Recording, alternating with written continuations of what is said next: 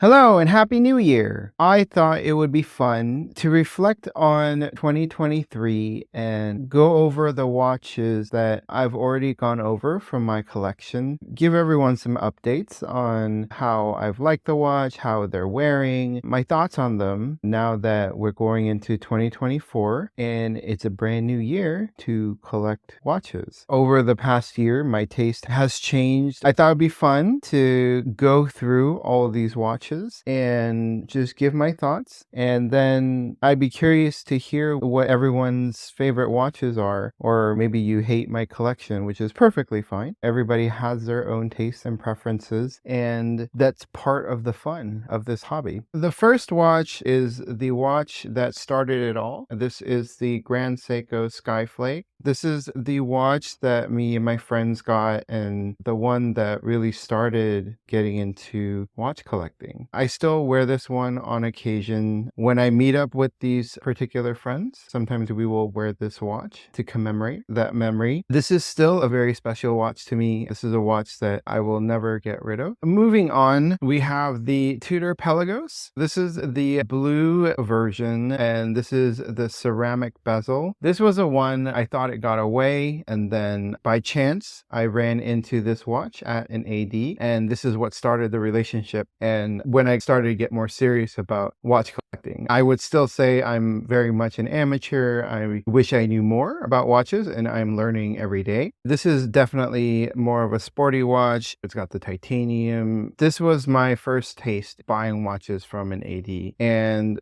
I got bit by the bug pretty hard and went down that rabbit hole. After this past year, I find myself not wearing this watch very much. You can see that it's been worn. You can see the scratching on the clasp and on the bracelet. So I have worn this a decent amount. It's a great watch. It wears pretty well. It is a little bit on the bigger side, a little bit thicker. As I've come to see all the different types of watches, different brands, different styles, I found that this watch falls a little flat for me now. Like I said, it is a fantastic watch. It wears well. The ceramic, the color, I really like it.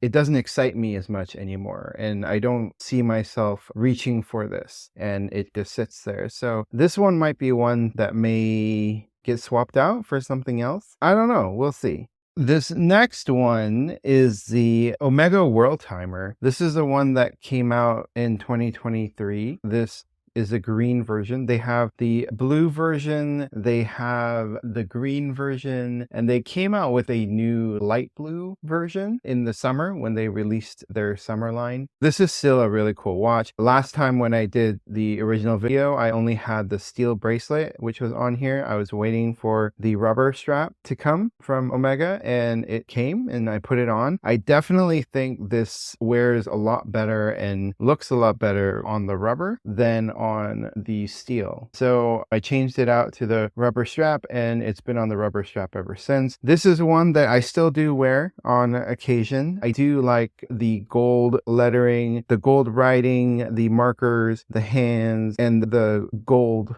on the dial is really cool with the ceramic bezel, and I still like this one. I still wear it, so this one maybe will stick around for a little while. Who knows? Moving on, we have my one and only AP right now. I'm still waiting to get a Royal Oak. I'm hoping to get a three-hander and a Chrono. However, I really do like this steel code, the 1159. This is the steel version. This came out last year as well. This is a little bit different in terms of the styling from the precious metal variants. I also really like the green, the rotor, the movement. It's all gorgeous to look at, and it is a flyback chronograph, so I definitely sit and play with it sometimes. It sits a little tall just because of the way that it's designed. However, it feels very nice on the wrist. I like that this is a kind of under the radar watch where people don't really notice and they're not like, oh, he's wearing an AP. This is more of a, I wonder what watch he's got on. This is one that I'll probably keep in my collection as well. I do still reach for this, and this still does get wrist time. Sometimes I wish that this was a clasp, not a pin buckle. It's still a great one to wear. The next one is the Christopher Ward 12. This one is an interesting one. This is one where the price point is on the lower side, but it feels very nice on the wrist. I've come to really like Christopher Ward. The bracelet, the case, the slimness of it, it just wears really well. So when I go out and I don't want to worry about damaging my watch or like getting it stolen or anything like that, this is a watch that I reach for. It's definitely got some wear on it. This is the watch that I took to Cabo for vacation. I felt comfortable wearing it, swimming with it. This went into the pool and it wears really well. It's very comfortable. I really love how it looks. The blue, the pops,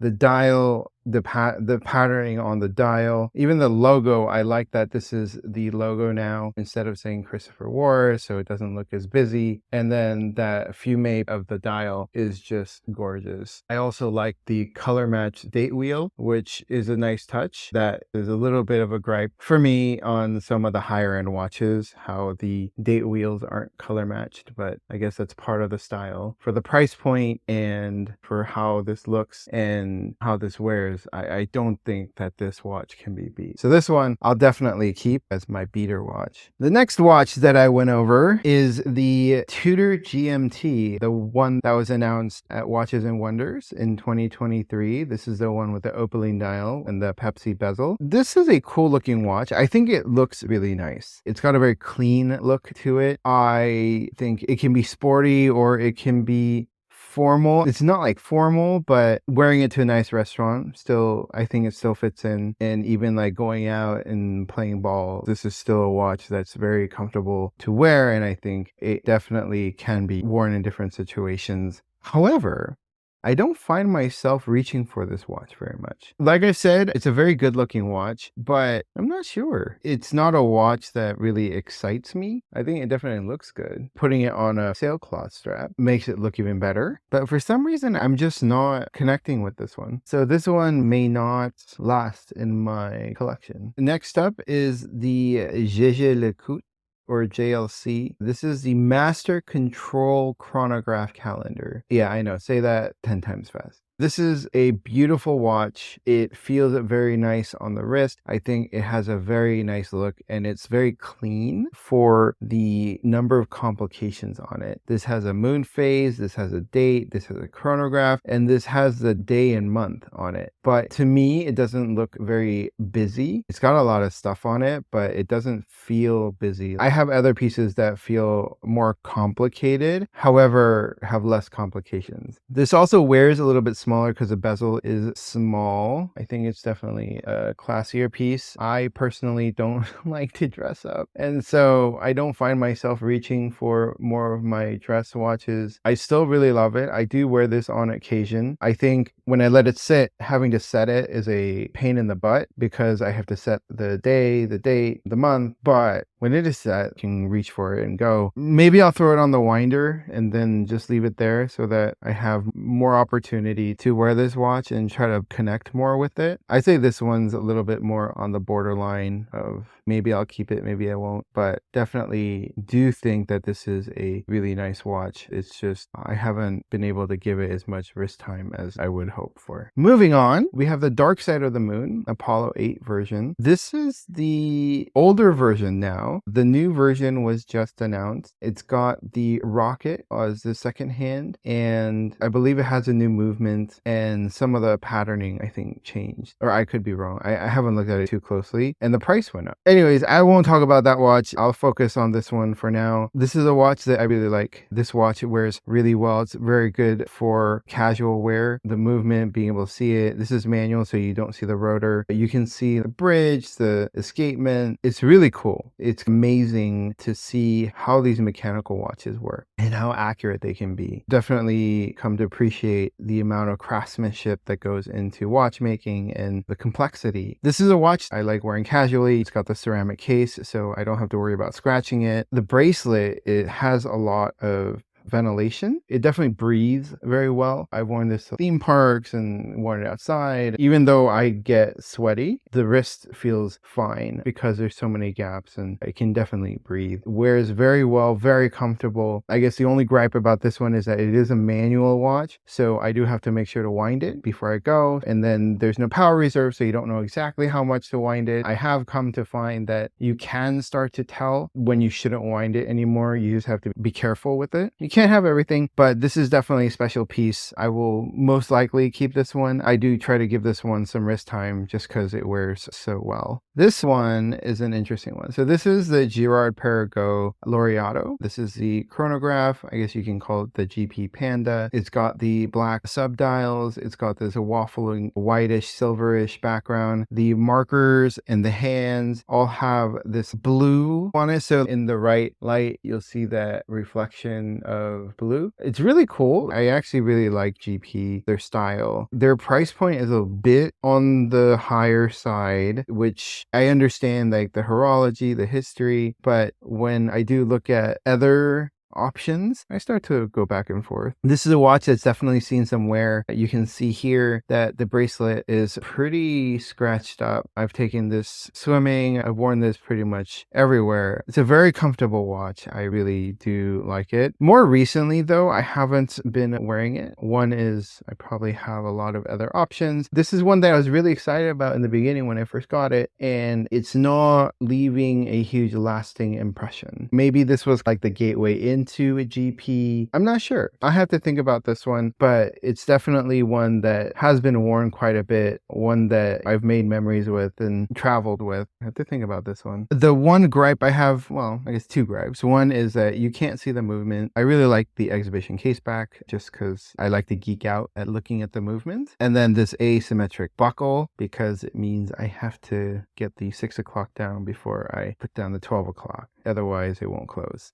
All right, the last one on top is my Milgos. This one definitely still gets some wear. I took it off the bracelet. This is a rubber B strap. I thought it would be really fun to put an orange strap on the Milgos because the orange matches the orange lightning hand. I've shown this to some people and I've gotten very polarized responses actually. Some people really like it, some people just hate it. It's very interesting, but I really like it. So that's what matters here. And I definitely do pick this up and wear this off and on. I love that it's casual. I love that there's no complications. It's just a three-hander watch. I can just pick it up, wind it, set it, and go. Especially on the rubber strap, I don't have to worry too much about scratching it or whatnot. And this goes from a more dressier watch to a very casual, sporty watch, which I really like. So I definitely wear this to work. I wear this to go run errands. And I think I like it even more now that it's on a rubber strap. And this is a watch that I will keep forever. I'm not getting rid of this one. I got this watch 2 days before it was discontinued, and you can't get this watch anymore. And so it's very special to me. I really like the story behind it. You know, it's cool to say, hey, guess what? This watch I got 2 days before it was discontinued and people weren't able to get it anymore. And so it's just fun. As I've collected more pieces, I've come to realize that having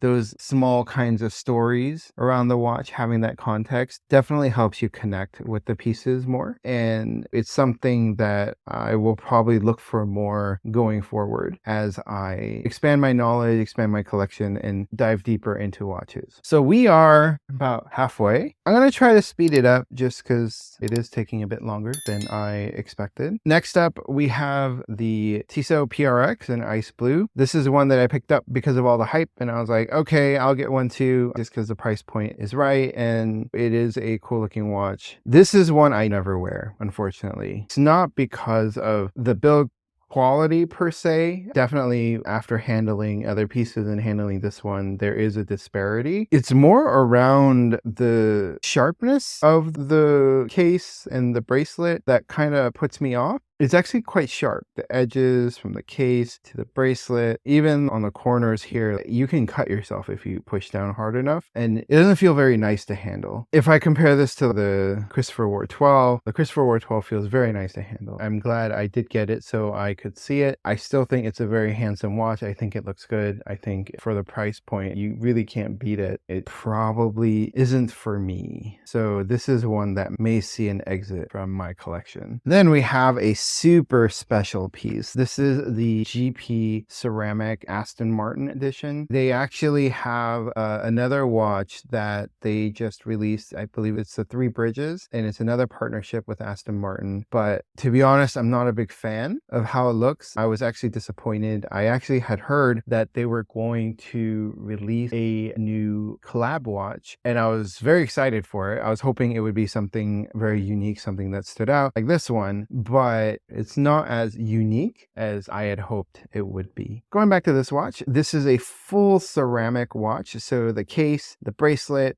all ceramic, which is really cool. One interesting thing is that when I wear it and when you handle it, you can feel the ceramic rubbing against each other. Definitely like a unique kind of feel. It took a little bit of getting used to. Some people say because it's green, it's hard to match with outfits or things like that. Personally, I like having a bit of a color pop. I don't feel like I always have to match. So sometimes I do like wearing something that clashes a little bit. And this is definitely one that is a conversation starter. It's something that can be loud depending on the outfit and the situation, which I really love about this piece. This is also a limited edition, one of 388. This is one that I probably will never get rid of just because I think it's a very special piece. It's limited, meaning that I'm one of only 388 people to have this watch. And so it feels very special to me. There's just something about owning something that's not super mass produced, knowing that you're one of few people who are even able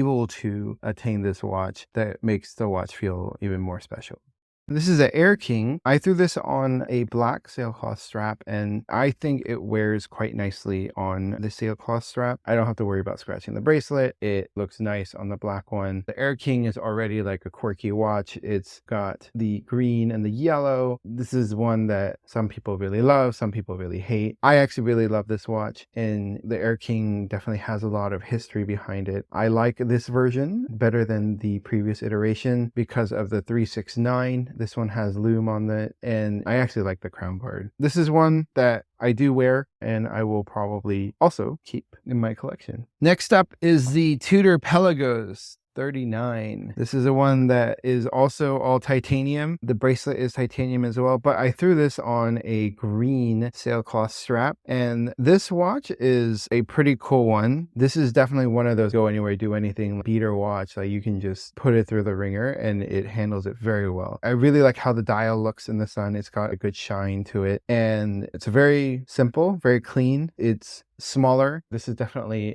an easy one to just pick up and go to. So depending on my mood, I will definitely pick this watch up, and I still do wear this one. So this will probably stick around at least for a little longer. Next up is a George Clooney watch. This is the Speedmaster 57. This watch is super cool. I love how it looks in the sun. I love how the bracelet feels. It's a very comfortable bracelet. I like the Speedmasters. I found I like the chronographs. This is a 2 subdials Speedmaster versus the Dark Side of the Moon, which is 3 subdials. And so it definitely feels a lot cleaner. I really think this is a good, classy looking watch. This is one that I can wear casually, or I can also wear when I'm dressing up. I think it looks very clean. My gripe about this watch is what I also like about it. So the bracelet feels very comfortable. I have a big hand and my wrist is on the larger side. And because the clasp is a bit short, it doesn't have as much distance or room for me to squeeze my hand through. So I have to kind of shimmy it through to get it on, which is a little bit annoying sometimes. But once it's on, it's great. It's just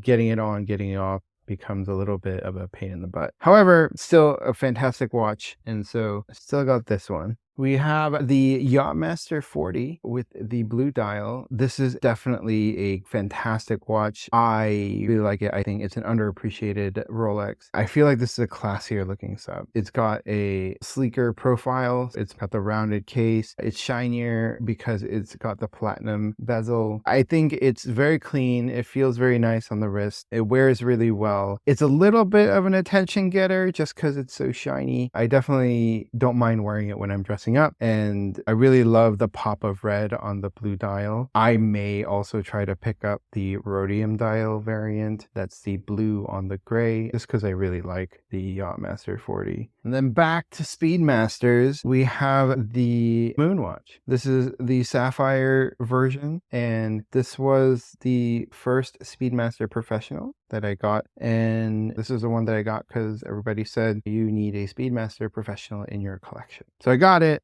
I have it. I think it's definitely a cool watch. I really like the history behind it. The movement is super nice to look at. There's also the Ed White, the 321, which I think I'd prefer to have in my collection. And when I add it to my collection, this one will probably leave my collection. I don't know. I'm having a tough time connecting with this one. Next up, I have the Tudor Heritage Chrono. So this was the only piece that I got used. I got this off of Chrono 24. I had an interesting experience getting this watch. It was supposed to be new or like unworn, but it had some scratches and stuff. So that was an experience going through that. I have this on this beige sailcloth strap, and I think it actually looks very nice because the strap matches the dial color. And so I think this is a very casual watch to wear. I like wearing this, just grab and go. It does have a date, so I do have to set the date. However, I think it's got a very cool look. It's very akin to the original version, which is the Monte Carlo. This is definitely a piece that I'll probably always keep just because it's special. It's discontinued. It's a pain in the butt to get it, and now that I have it, I don't want to let it go. A recurring theme in my collection is I have quite a few chronographs. I think this is 6 chronographs so far that I've gone over, and I have one more actually, which you should already know, but I will get to it. So second to last is the super special Grand Seiko Katana. This is the one that came out not too long ago. This is a limited edition 1 of 500. This has a really cool dial. It's got a really interesting pattern on the dial. The color, the deep red,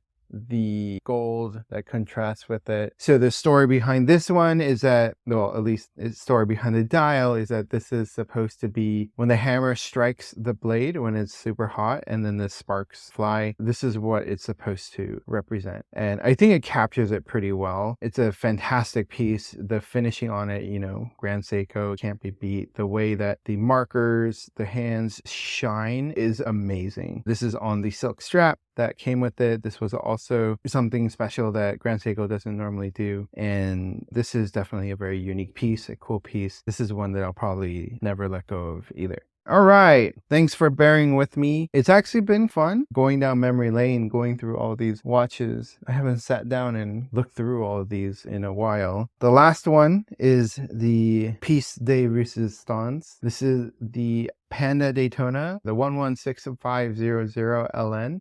This one's a special one, obviously, because it's super hard to get. This is the discontinued version. So this is the one with the full ceramic bezel, not a ceramic inlay. And this is the one that I think is very special, one that I really wanted. This is the one I bugged my AD for a few months and kept reminding them that I wanted the 116 version instead of the 126, which is the new variant of this watch. My AD came through, so I was super happy. This is one that I will also never let go, and I wear this watch on occasion. I do try to wear all my watches, but this one is still a little bit special, so I try to treat it with a little bit more care. All right, well, that's it for my collection so far. It's definitely been a learning experience collecting all these pieces. I'm very excited to continue my journey this year. I've learned a lot. My taste has started to evolve, and I'm very excited to see what I end up doing this year. I I'd be curious to hear what your favorite pieces are from my collection and what you think about my collection. If you think I'm focusing on one thing too much or whatnot, I'd love to hear your thoughts and opinions, and that's part of this hobby, right? So I'd love to hear your thoughts. I appreciate you taking the time to listen to me talk about my watches and walk through memory lane together. If you like this content, please like and subscribe, and I will see you next time.